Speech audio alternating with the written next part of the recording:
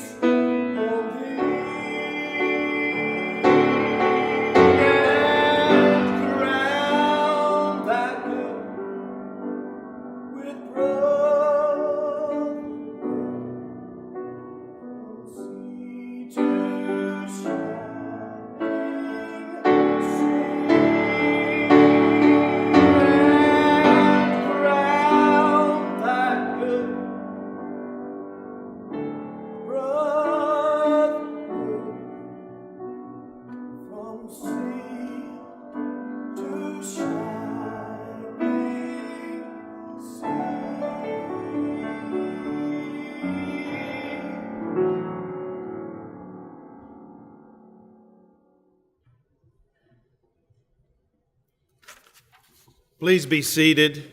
Thank you, Mark Ware of the Sandy Springs Fire Rescue, for that beautiful rendition of America the Beautiful. To lead us in our invocation, at this time I would like to invite Rabbi Ron Siegel with Temple Sinai to come and lead us. Rabbi.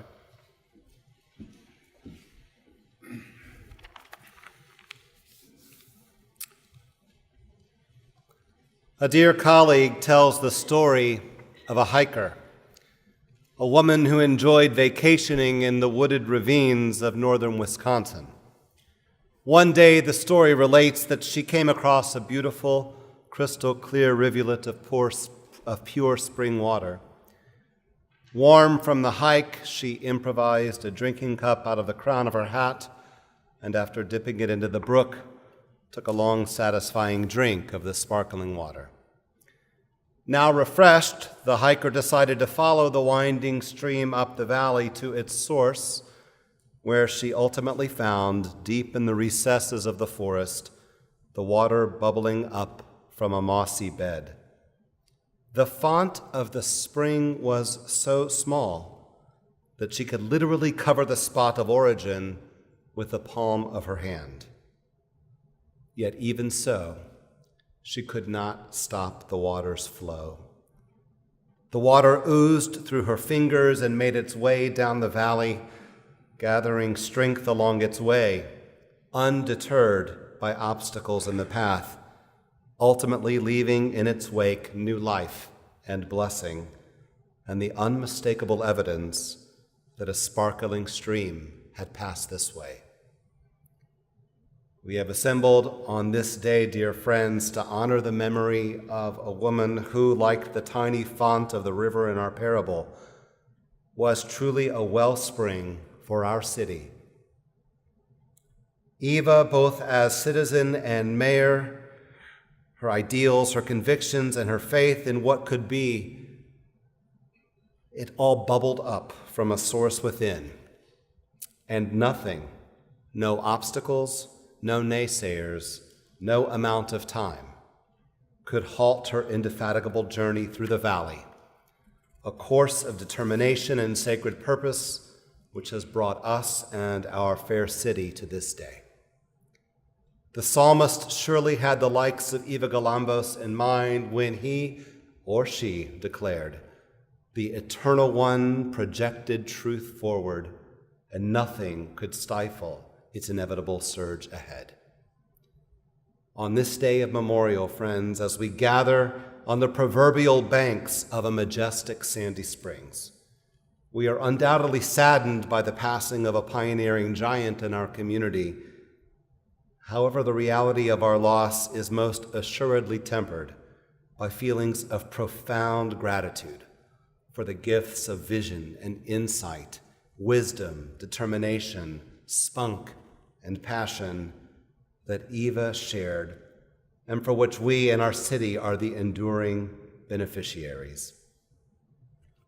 Eva Galambos' inspired leadership has surely made manifest the words and wisdom of the book of Ecclesiastes.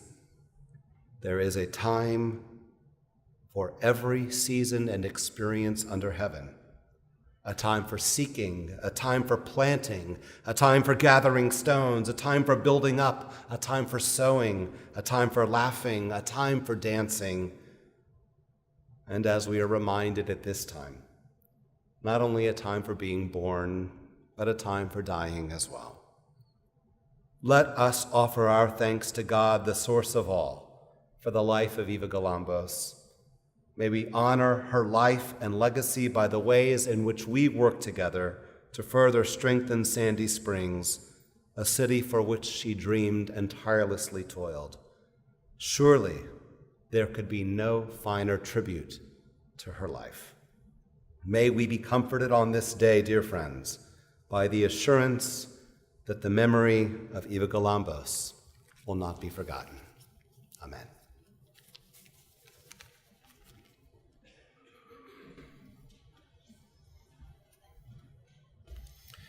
When you lose one of your very closest friends, you spend the next several days or several weeks on there contemplating, remembering, thinking about what you've done, etc. Well, a lot of you know that I've pretty much spoken for Eva since the 1980s. We've been together. And I can tell you very authoritatively, Eva would not want us to be here in mourning today. Eva would want this to be a celebration, a remembrance, a celebration of the things that she has accomplished, the things that we've all accomplished together, and the things that are yet to be accomplished in Sandy Springs. One of the things about Eva was she used to get upset with me because we would go out and we would meet with people, and she'd have lists prepared of what she wanted to talk about or something, and I'd say, "Eva, don't worry about it, I'll handle it." And so in her memory, I've put some notes together about what I'm going to talk about Eva. You can't read it from there, but it talks about her tenacity. Now, I looked up tenacity on Dictionary Online today. It took them 8 pages to define the word. I don't need 8 pages. All I have to do is point. We first met in 1987. I was invited by a friend to go to a meeting that night for a new form of government for Sandy Springs. And I thought to myself, my God, I'm in with a bunch of socialists or communists here. What are we talking about? And I went to that meeting. Mike Brown's the one who invited me. And Dorothy Felton was there, Sally Newbell was there, Connie Russell was there, Andy and Carol were there, Mike Brown was there, etc. And I listened to the presentation and met Eva, and then I found out she had a PhD. And I thought to myself, oh my God, don't tell me she's either a sociologist or a psychologist. I don't need one of those. A day or two later, I get a call from Eva, and we decide to have lunch. Well, we went and had lunch at Longhorn, where we always had lunch, and we started talking about backgrounds. And the first thing I found was Eva had a PhD in economics. Whew. That was a big one for me. And then I heard about her vision for Sandy Springs, about what was happening in Sandy Springs, what we could do for Sandy Springs, what improvements we could make for Sandy Springs. And I started to get more involved in this thing. And those of you who know me know I have a financial background. I've been a financial planner and investment advisor for going on over 40 years now. So I asked the inevitable question, well, Eva, how much money are we working with? And she looked at me and she says, well, we've got about X number of dollars in the bank. And I'm trying to hold back a smile. And I said, well, that doesn't seem like it's going to get the job done. We need to raise some money. She says, yeah, I know, but I've been having problems raising money. So I said, okay, what we need to do, what kind of an organization do we have? And she told me. I said, we need to establish a nonprofit 501c3 to go ahead and raise some money. And her eyes lit up and she said, well, tell me about it. I said, well, that makes our contributions tax deductible. We'll be able to get better contributions and more of them. So she thought that was a great idea. About 2 days later, Eva calls me and says, well, I've established that Citizens for Sandy Springs, a 501c3 educational corporation, and you're the president. Folks, my life has never been the same since that day. It has never been the same. Eva had that, as I say, tenacity, but she had that gift. She had that gift of talking to people. She had that gift of bringing people onto her side. She had that gift of coming to the table with you, explaining an idea to you, and when she left, you thought it was your idea because now she put you in charge of implementing it. And I used to say all the time, Eva would call me in an afternoon and she'd say, Mike and Johnny talked on Tuesday about Eva coming to breakfast in the morning with lists for them to do. And when Eva gave you a list of what to do, she expected it to be done. She'd call me on one afternoon, whatever day it was, and she'd say, well, we need to do such, such, such, such, and such. I say, no problem. I can do this, this, and this. Fine. The next day, Eva would call me to find out if it was done. And I tried to explain to her, Eva, I've got a family, I've got a job, I've got to earn a living. I don't have time to do this right now. I'll get to it. I have said many, many times, and you've all heard me probably say this, her most redeeming feature was as hard as she was on everybody else, and she was hard on everybody, and she was demanding on everybody. She was harder and more demanding on herself. She was a person who pushed herself, and got things done. I'm reminded as you came in, you saw the picture of Eva on that locomotive. Back in the days when Eva first got out of college, I say she worked for a socialist newspaper, it was a labor newspaper, and she got the assignment to go and to interview a locomotive engineer. Now, till that time, no woman had ever ridden in the cab of a locomotive. But there's the picture out there, shows her getting in there. Well, Eva can be so engaging that the engineer missed a stop at the railroad. And that's true. They had to send the passenger by taxi to the next stop to get on the train, because that's how she was. Wherever we go, wherever we went, we would run across people who, needless to say, were not in favor of the city of Sandy Springs, but they were in favor of Eva. She had the personality that attracted people and eventually won people over. In the years we were together, as I say, we got together in 1987. In the years we get together, Eva was always positive. The legislature would end beginning of April, end of March, beginning of April, and of course we lost. We were used to losing, we lost every year. We would meet 2 or 3 days later and we would start planning, again at Longhorn, we would start planning for the next year. She was always optimistic about the next year. In those years, and I think it turns out to be about 17 or 18 years, we worked together before we became a city. In those years, only once, and it was in April of 2004, did we ever broach the topic that maybe this wasn't going to work. And we broached it, only time. We decided at that time, it looks like there could be some changes in the state. Let's go ahead and see what next year brings. And we went ahead full steam. We went ahead and did a full lobbying campaign, etc. And of course, the rest is history. The rest is history in that we got the ability to go ahead and have our vote. We got the approval of the people of Sandy Springs, as you all know, by 90-some percent, 94% I believe it was. We put together our task forces, and again, Eva being Eva, she was overseeing every task force. She was not on a task force. She was overseeing every task force, and she was going to every task force meeting. I was the head of the finance task force because, again, my area has always been money. But she was going to every task force meeting. And I'm talking about a period of months where we went ahead and did this before the city came in. We went ahead and we put out a request from the banks. And we said to the banks, we're forming, after we got the approval for the city, but before the city came into existence, we need to have a banking relationship. And the banking relationship we need to have is this. We have no money to pay you. We have no way to raise money. We have no authorization to borrow money. But we need money.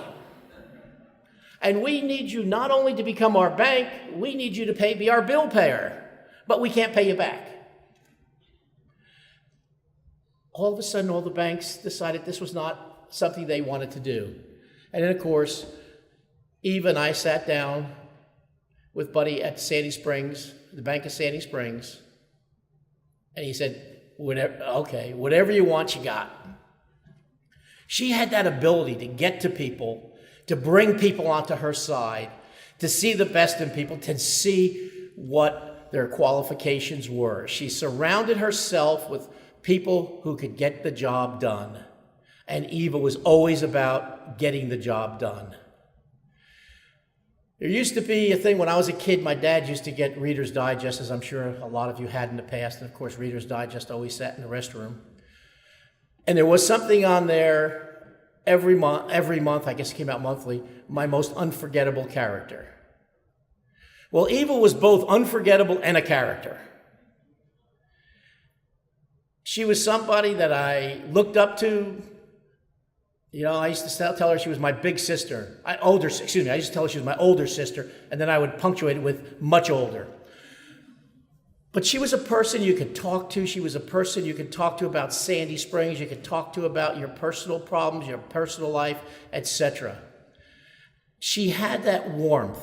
And I remember many times going to the house with Eva and John, going out to dinner with them, and the two of them had that personal warmth that would do whatever it took to help you, whatever it took to understand what your problem was, and to bring out the best in people. This has been a terrible week for me. I spent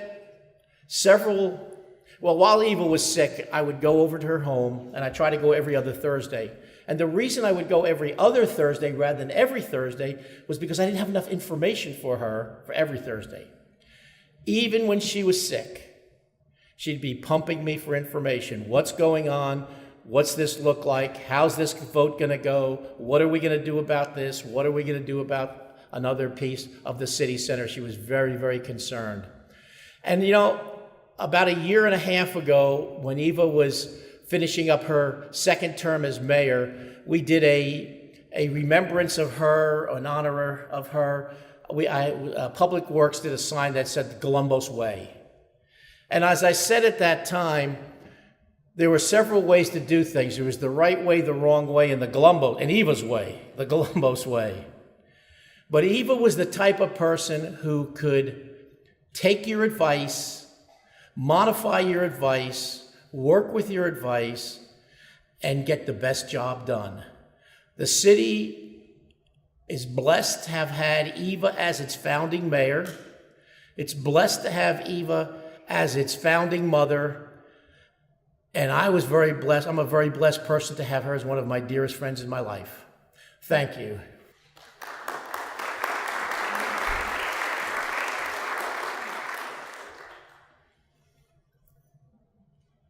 Good afternoon. I'd like to read a quote to you written by a fellow named Warren Bennis. Leadership is the capacity to translate vision into reality. We're living Eva's vision.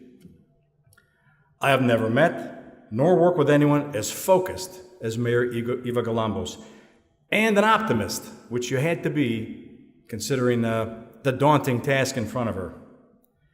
She had the clearest vision, unwavering over decades, of what the city of Sandy Springs could and should become. Now, in my life, I've also observed another measure of a leader, and that is by the stories that are told by those people that have encountered that person. I know many of you have, and many of you have told Eva stories. We've just heard a couple of really good ones. They may have covered politics, relationships, cityhood, and general advice about life. I hear these stories at every homeowner meeting I go to, and they're great. I love them. I listen to them. I love them all. Great stories. In fact, for this city, we've got 100,000 people in this city. There's 100,000 Eva stories out there, and all of them just a treat. So let me tell you one of mine. You may not know this, but I'm on the city council because Eva Galambos asked me to run. By the way, that in itself is a whole nother story, which my wife is still shaking her head at, but we'll tell that another day. Anyway, let me take you back in time. I met Eva in Tibby in the late 1980s, and for several years was on the committee for Sandy Springs. And every spring we would go down to the Capitol and meet with legislatures from around the state and talk to them about this grand idea of the formation of the city of Sandy Springs, the whole concept of forming our city. And I did this for 3 or 4 years maybe, and then stepped away for a while. But I still saw Eva periodically. We crossed paths in some areas, and I was following the progress of the city, and I was going to the Fulton County meetings to hear them lament the fact that the city of Sandy Springs was going to be formed. Those were a lot of fun, actually, to go to. Anyway, and I followed the progress as the city concept began gaining traction and became a reality in 2005 when we became a city. Fast forward to the spring of 2009, and I'm at a city event, the bike race, where they run the bikes around here on Sandy Springs Circle.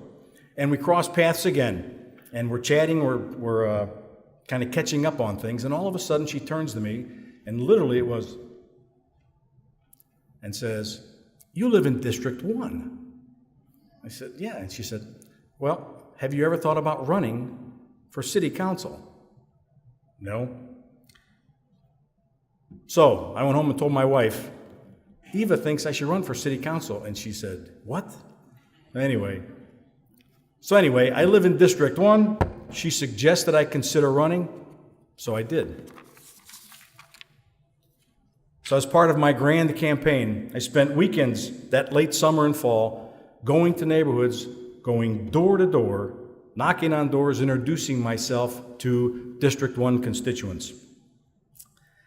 And one Sunday afternoon, I was back from one of these, what I call the shoe leather days, and I get a phone call from a woman. This is a true story, by the way. I get a phone call from a woman who's just irate that I had the audacity to knock on her door, ring her bell, and then leave a flyer in her screen door. She proceeded to tell me she was going to tell everyone she knew, her neighbors, people at church, anybody she ran into at the grocery store, that I had infringed on her Sunday and they should not vote for me. Holy smokes, I thought to myself, well, what have I done here? It's like, I got off the phone, I thought about it for a minute, and I thought, all right, I need to make a phone call here. So I called Eva, who listened attentively, very patiently, as I described this event in a near panic. I'm thinking, what have I done here? And when I was finished, she told me, with emphasis only Eva could convey, these are her words, that this woman was a nut job, and I should go back and keep doing what I was doing, which I did. You know the rest. Here I am. So thank you, Eva, for that nugget of advice. So, leadership is the capacity to translate vision into reality. Eva Galambos was a true leader. But leadership is also measured by the stories told by those who have come into contact with that individual. Thank you, Eva, for your vision and your leadership, and for all the stories you leave us with. Thank you.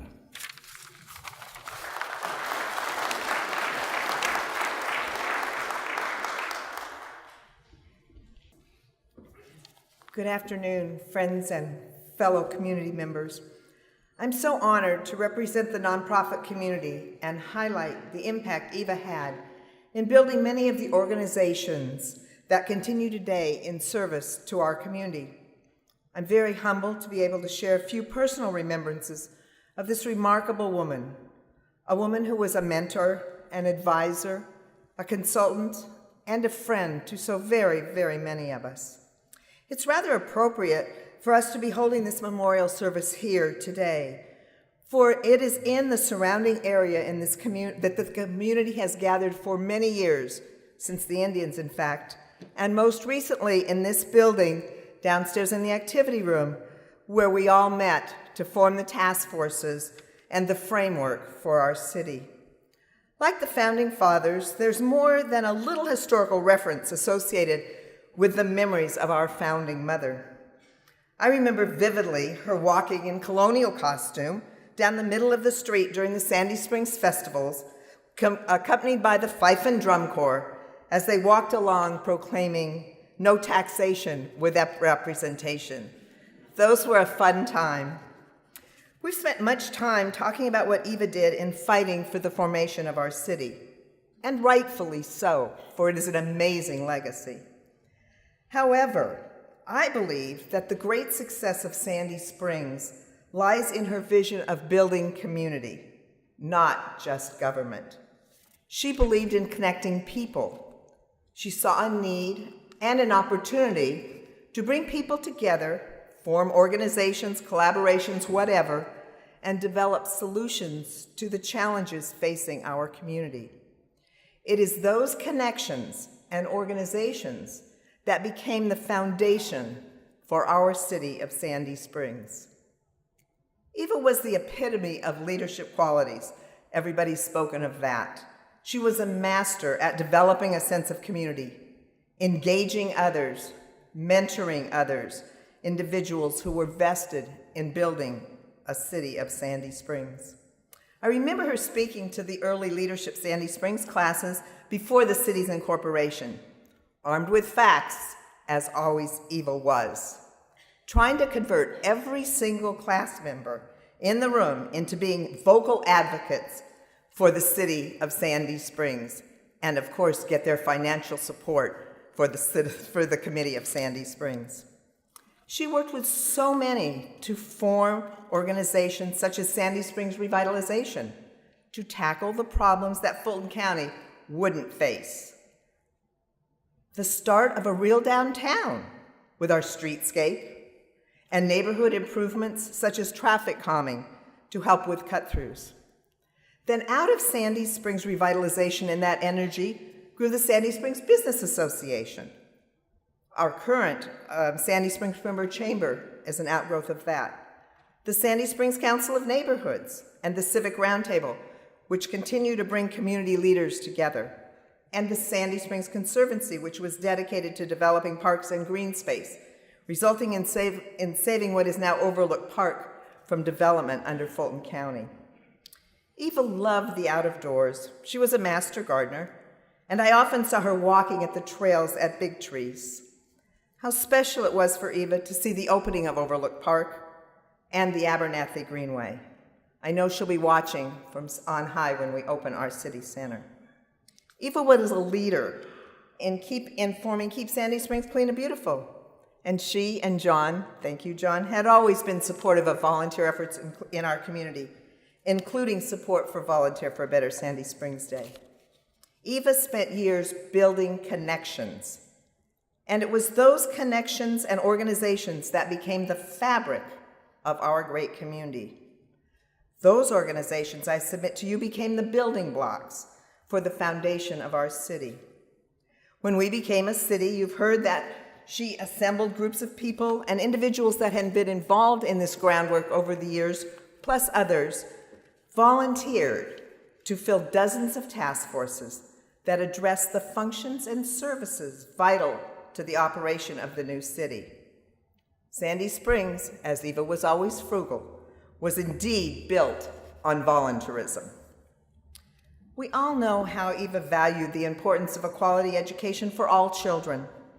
She would often freely give her advice to our school board members, our superintendents, and others of those of us involved in education, whether solicited or not. She valued the work of organizations such as Sandy Springs Education Force, the Sandy Springs Rotary, reading to third graders, distributing dictionaries to students, many of whom had never had any of their own. She put her individual stamp in reaching out to students in need. She once called me and started with, as always, "Carolyn, this is Eva Galambos," as if I couldn't have recognized her voice. "I have books here that need to go to children." So, of course, I said, "Well, Eva, there's these places," and immediately those books were delivered to the Sandy Springs Mission by a volunteer to jumpstart a library for middle school students. She cared deeply about those less fortunate and was a strong advocate and supporter for the Community Assistance Center. What strikes me today is Eva's vision and hands-on dedication to bring together individuals to work on solutions. Her strength lay in setting a vision, but most importantly, providing the leadership to create an enduring foundation and infrastructure for the city and the community organizations. For it is that foundation and that infrastructure that will enable us all to continue to grow and thrive well into the future. Thank you, Eva, for your vision, leadership, and commitment to the city you love so dearly and the many people whose lives you have touched deeply. Your legacy is so evident in much of what is good about Sandy Springs today. We will be reminded of you constantly in all that good. Eva, thank you for all you have done. May you rest in peace after having lived such an amazing life.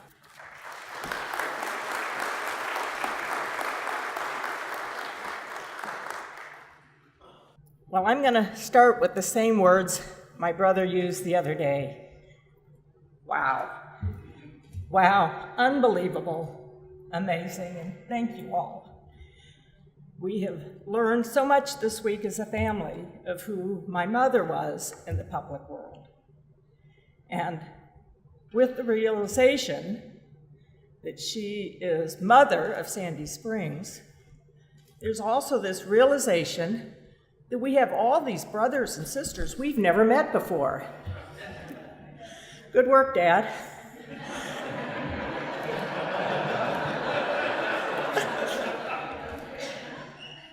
But I'm going to reminisce on Eva Galambos, my mother. And I'm going to start my reminiscing in this piece of ground, because when I was a kid, our brownie troop met in the little building out back, and I'm told that that little building is still there.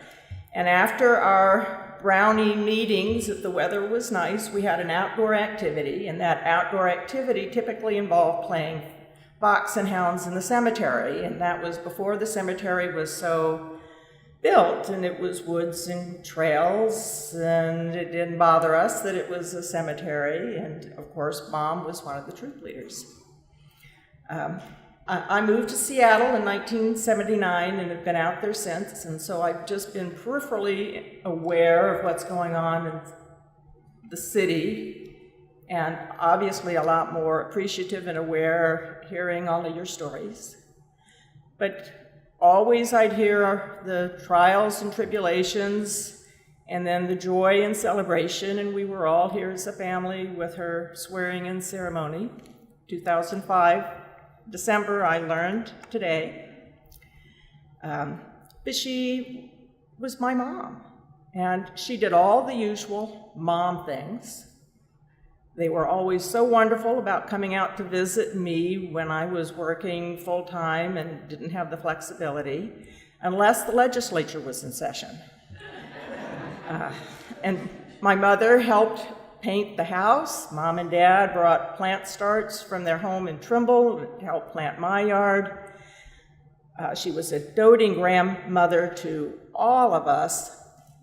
All 6 grandkids were at the funeral, even though they all have full-time jobs. But after the activities were done for the day, we'd all sit and gather.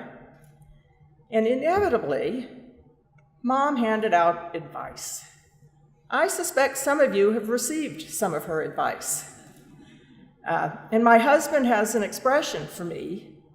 He'll go, "Toby, quit acting like your mother," when he thinks I'm giving him unsolicited advice. But there were some pearls, some real jewels that she has shared with me, and I would like to share her words of wisdom with you. All I know about cooking I learned from my mother. And as a Jewish mother, you can appreciate that she had strong feelings about how the kitchen should run.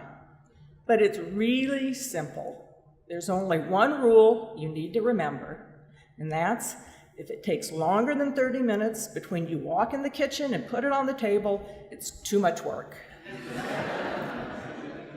Rule number 2, never learn to do something unless you want it to be your job. And Mom and I don't touch the lawnmower. And rule number 3, unless you're her teenage daughter, never take no for an answer. So she leaves metaphorically some really big empty shoes. But Rusty, I have for you a gift.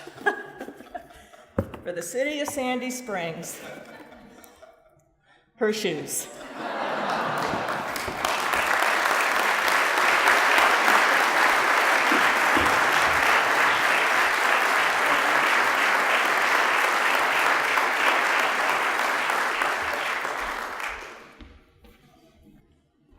Toby, thank you. I noticed that the heels on those are lower than I expected, because I've been running around this town for several months now saying, guys, everybody say, well, you got some big shoes to fill. I said, yeah, guys, you ought to try walking in high heels. It's not as easy as you think. We were in here on Wednesday rehearsing this, trying to get our act together to make this as good a possible reflection of Eva's military precision as we could. And the city manager got an email from one of our constituents who had a swarm of bees in her yard. And so he got in touch with one of the city personnel who had some expertise with the bees. And that individual went over and checked out the bees and told her, well, the swarm is really gone. You just got a few hundred bees here left, and they'll be gone in a few days, and left. And then yesterday, she called her friend. It was just laudatory about the services from the city of Sandy Springs, how she had called the city manager about her bees, and he had sent out the assistant city manager to take care of it. And she said, well, what was the assistant city manager's name? Rusty Paul.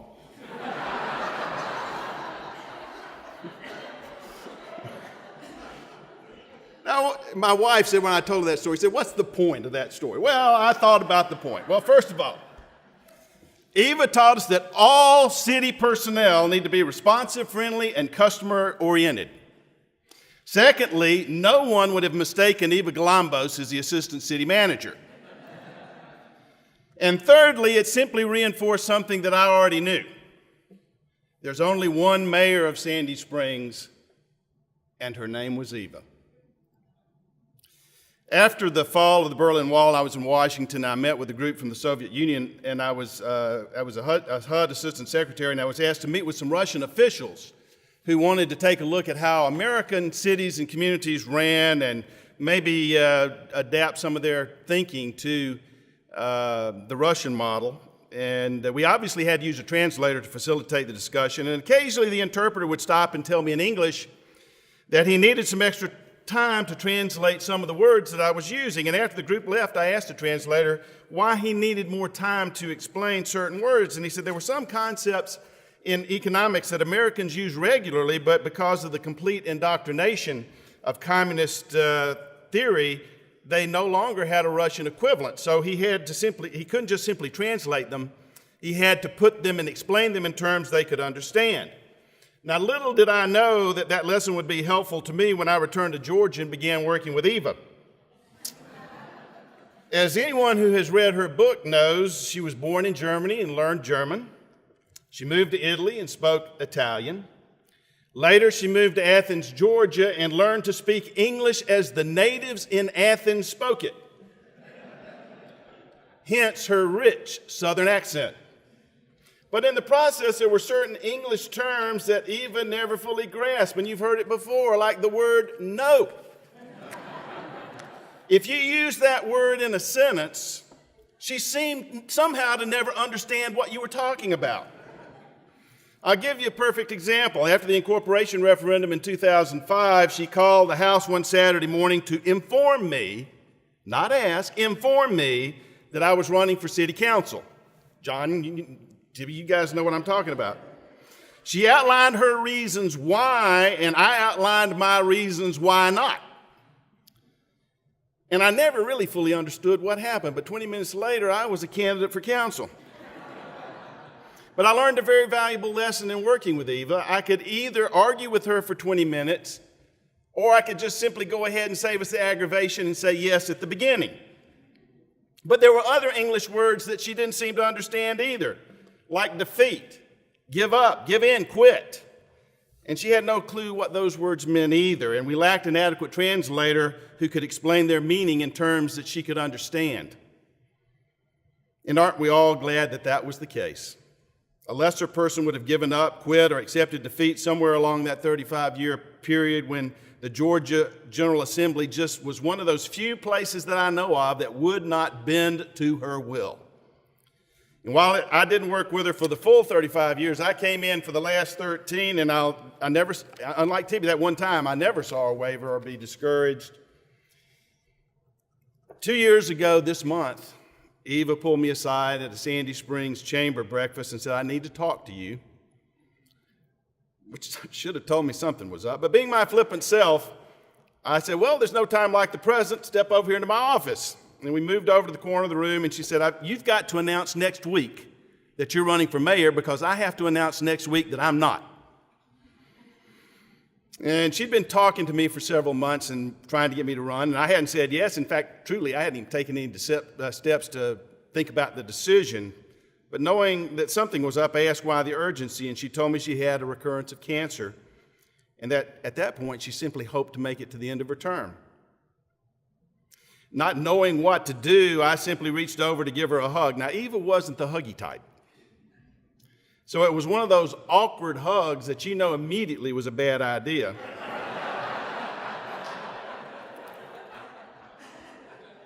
But it was the only response, the most human response that I could muster. But because the tone of her voice told me She had finally met a challenge that would not bend to her will, and she understood she faced a situation where defeat was not only possible but likely. And as you would expect, she still didn't know the meaning of give up or give in, and she refused to quit. But because of those never quit qualities, she made it a full year beyond what she told me she thought she would be. So she knew as long as there was life, there was hope. But last Sunday afternoon, Eva Galambos finally had to surrender to the inevitable. This week, I've been asked several times, what do you think Eva's legacy is? First, I've heard from all three of her children this week, and I know that she was absolutely devoted to the children. I was there last Friday. Johnny was there, and she was telling me about him being a nuclear physicist, and nobody built atom colliders without Johnny being at the table. And she was very proud, even then, of her children. But John, it was especially you, because you gave her the freedom and the support to pursue her goals, aspirations, and ambitions for this community, and she shared those with us because of your support.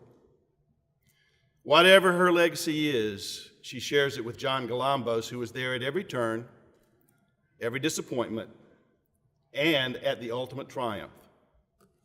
Her legacy, and we've all talked about it, so I might as well say it, her legacy is that a refusal to accept defeat means you cannot be defeated. Her abject refusal to accept the verdict that Sandy Springs would be a city when pigs fly means that her vision for a healthy, vibrant community standing and thriving on its own has come to fruition. Her legacy is that if you are an authentic individual, the same person in private that you are in public, people will believe in you. They'll trust in you, and particularly if you invest yourself in an unselfish cause that is greater than yourself. Her legacy is that people can succeed when empowered to take control of their lives and their community and shape it as they see fit. Her legacy is that for 50 years, no new cities were created in Georgia, yet in the past 10 years, we've seen almost 10 new cities created, and each of those communities were built because of her vision, her dedication, her perseverance, and the focused commitment of one individual who spent 35 years laying the groundwork that made all of us possible.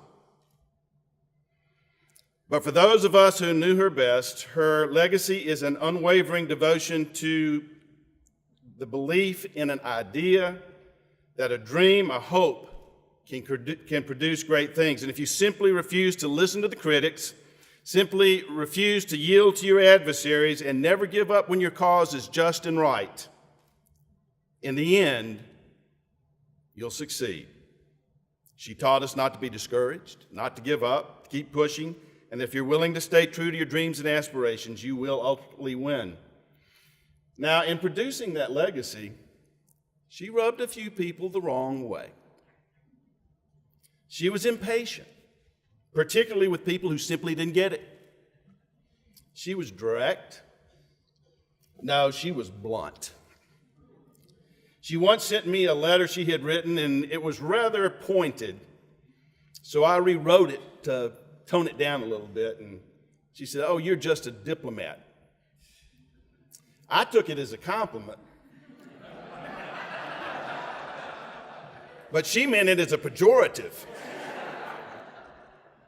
She spoke her mind, and she made her mind up fast, not based on emotion, but she actually had thought about and through the issues she was likely to face. Yet she had the capacity to change her mind. It wasn't easy. Sometimes it was easier to move Stone Mountain than it was to change her mind. But if you could marshal your facts and build your arguments on solid logic, and you could point out a slightly better way, she could change. One of the great lessons I learned was from a gentleman who's sitting in this audience today, Bob Shaw. I was having a little bit of frustration with Eva, and he said, "Look, you can't treat Eva like a normal politician. When you talk about Sandy Springs, you're talking about her child." And a light went on in my head, and from that point on, whenever I was talking to Eva about the city of Sandy Springs, I talked to her as if I was talking to a mother about her child, and we got along much better. Because you are Toby, you're right. These are all your siblings out here. Last Friday, I had a chance to stop in and say goodbye. She'd been very ill and often didn't know that friends had been there. But last Friday, she was alert, conversant, and aware. When I walked in, she said, "See, we got a transportation bill passed." No hello, no how you doing, just straight to the point, but she was still on top of the issues. We covered a few things with the city and talked small talk for a little bit. And as I was leaving, I took her hand. Tried one more time, no hugs, just hand holding this time. But I told her on your behalf how much this community owes her and how much you appreciate what she has done for us. And I was able to thank her for all that she has done for me. She didn't say anything, she just simply smiled. But I knew she understood. But more importantly, the full house we have here this afternoon shows that you understand how much this community of Sandy Springs owes Eva Galambos and how much you appreciate her, and that you understand that we are not likely to see anyone like her again. It truly was a privilege to know her, to call her my friend, to have her confidence, even when I thought it was misplaced. And I know that's how you feel. For as long as a spring bubbles up through the sandy soils of this community, the legacy of Eva Galambos will live. It's a legacy this community never can and never should forget. Eva, rest in peace, and thank you for being you.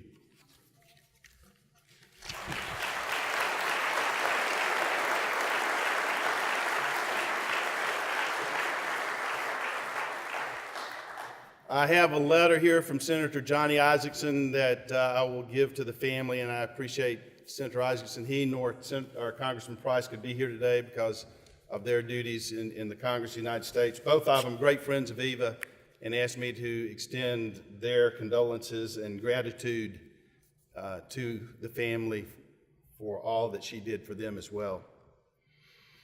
In the Jewish tradition, the candle signifies a special event, a notable occasion in life. And during the period of mourning, candlelight is a symbol of the human being with the wick and the flame symbolizing body and soul and the body between them, or the bond between them. The flame is the soul that strives upward, bringing light into darkness. And without question, Eva Galambos brought light into all of our lives. As Michael, Eva's son, mentioned during Tuesday's funeral, Eva considered Sandy Springs her fourth child. We've said that. We know it. We appreciate it. So in following the Jewish custom, we light this Shiva candle, a tradition honoring and remembering a loved family member who is no longer physically with us. She was our light, and as a family, I honor her. You were given a candle when you came through the door. I'm going to light the candle to my left. I will light a candle and ask the council and others to come. We will ask you to light your candle as we remember Eva in this unique way.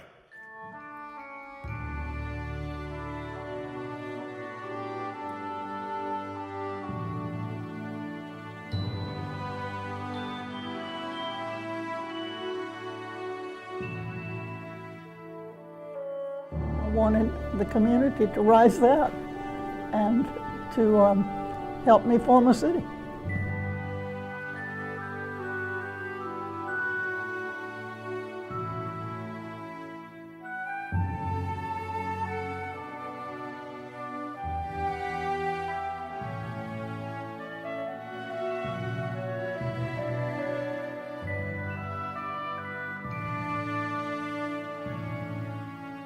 And everywhere I go, people say to me, Sandy Springs looks so beautiful.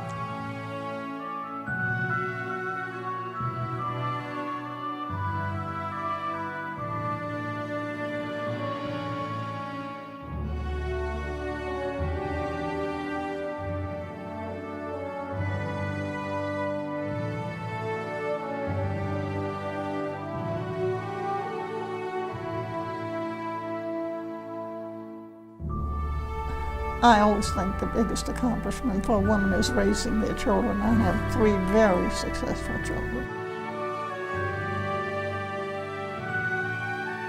I think that is always the most important legacy that anybody can leave.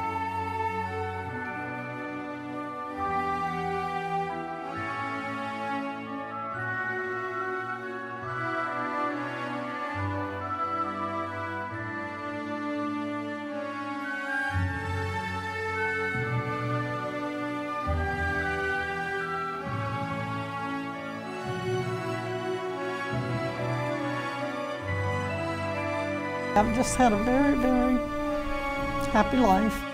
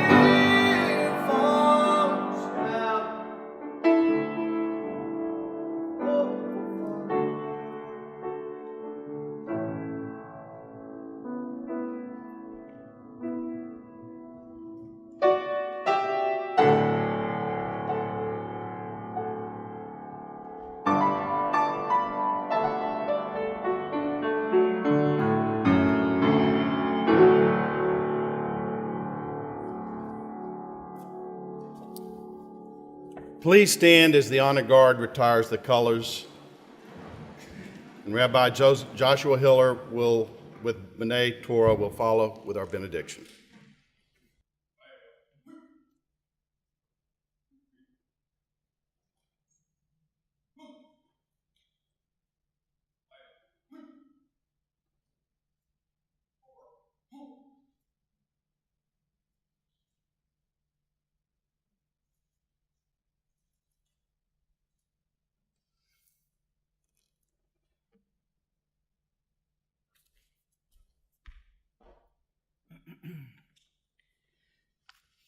Many times I had the privilege of speaking before Eva at the beginning of a meeting, never at the end. Let us share a word of prayerful remembrance. Some say there has never been a leader greater than Moses, raised as a prince in Egypt and then fleeing slavery and death to a life of simple labor as a shepherd. But then there was the third act of his life in which he guided the Jewish people through the desert to the promised land.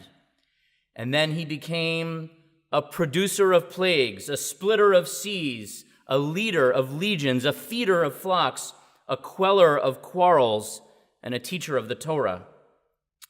He led his chosen people through the desert for 40 years, and then, just before they entered the promised land, he was invited to glimpse it, but could not set foot therein.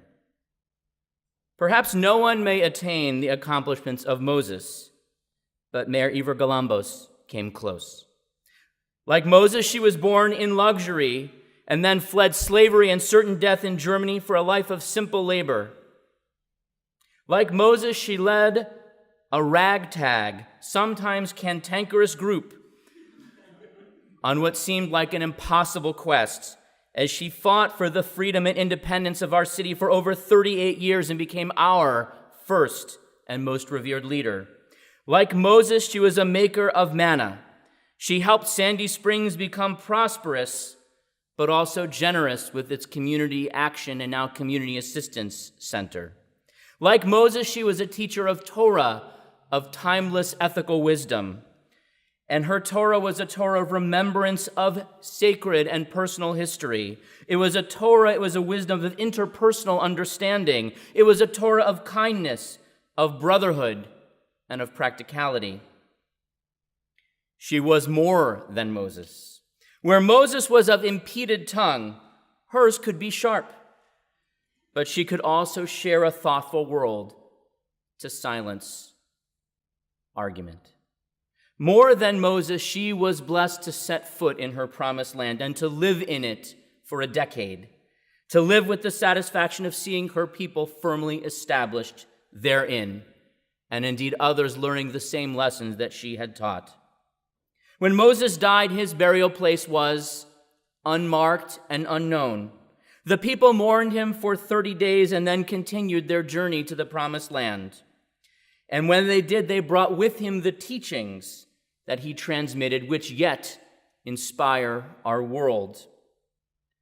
God, we ask that you help us to pass from mourning to appreciation, and indeed to hold close on our journey all that Mayor Eva taught us. God, make us worthy to appreciate the blessings that Mayor Eva Galambos, our Moses, has imparted to us, and to have the courage and wisdom to continue her legacy.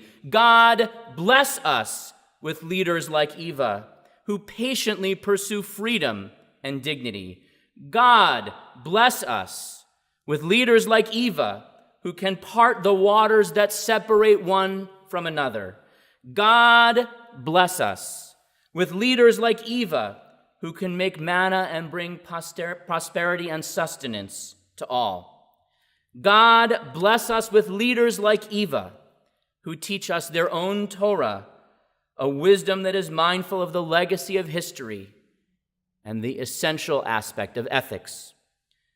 God, perpetuate her memory and her legacy in our midst, so that we may continue to maintain this city as the land whose promise she was first to perceive. God, if you offer us those blessings, then we may truly say that her soul has been bound up, as we say in our Jewish faith, in the bond of life. Tehi nishmata tzura b'tzora chayim. May indeed her legacy endure forever. May God bless Mayor Galambos. May she rest in peace. And may God bless each of us. Thank you.